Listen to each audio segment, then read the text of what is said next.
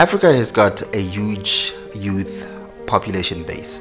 In fact, as of 2020, Africa is estimated to have around 60% of its population being the youthful population. What this means is that Africa has almost an untapped resource base of the youth.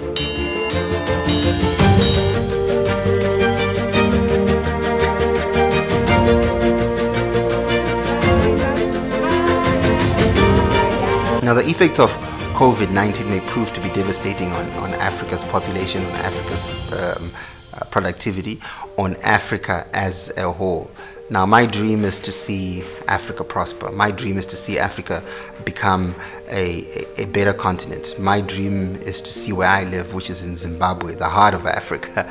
I dream to see Zimbabwe move forward, just like the rest of the world. A pandemic comes in 3 stages: before the pandemic, during the pandemic, and after the pandemic.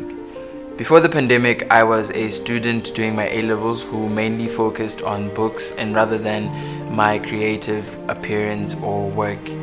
During the pandemic, it gave me lots of time as schools had been closed and we were only doing online schools for a maximum of 3 to 4 hours per day. I had so much time, I realized that it was time to utilize my creative skills and start helping myself and helping other people within my community. I started doing adverts for my friends who had their businesses and helping them get a wider outreach to the outside world and people who had never heard of their product or whatever they did. We did an online podcast with my father on YouTube by the name of Father and Son, where we would bring children or teens in my age group who never really thought of taking their brands to a wider spectrum in the Zimbabwean market. I have started a Father and Son podcast. This started off as a daily podcast, growing into a weekly podcast of late. And the idea of the Father and Son podcast is a conversation between people of my age with the youth. From this conversation, what I aim to do is reach out to people of his age group. I see a lot of potential in his age group.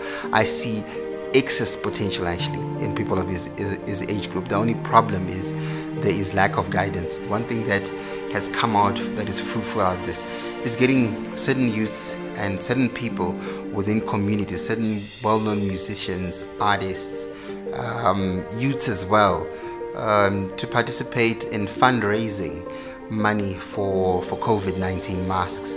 So I'm proud to be part of the Mask Up Africa campaign, where we are raising awareness and also trying to get as many donations as we can to raise at least 1 million masks in every country in the continent of Africa. It has come to a point where we as Africans, we have to encourage each other to wear masks. We have to encourage each other to show the ubuntu-ness of Africa. If you are to take a walk around the ghetto right now, it's terrible. We only have to give thanks to the Almighty Jah for protecting the people from the ghetto, because, to be honest with you, they need masks, but most of them they can't afford. And so we continue to march on, we continue to fight COVID-19 because we are stronger and we'll get out of this stronger than we came into it. And yes, things have changed, things have definitely changed, but this is a new way of life that we've adapted to. And I have given my time and energy to make sure that the youths grow up healthier, more determined to see a better Africa, a better Zimbabwe.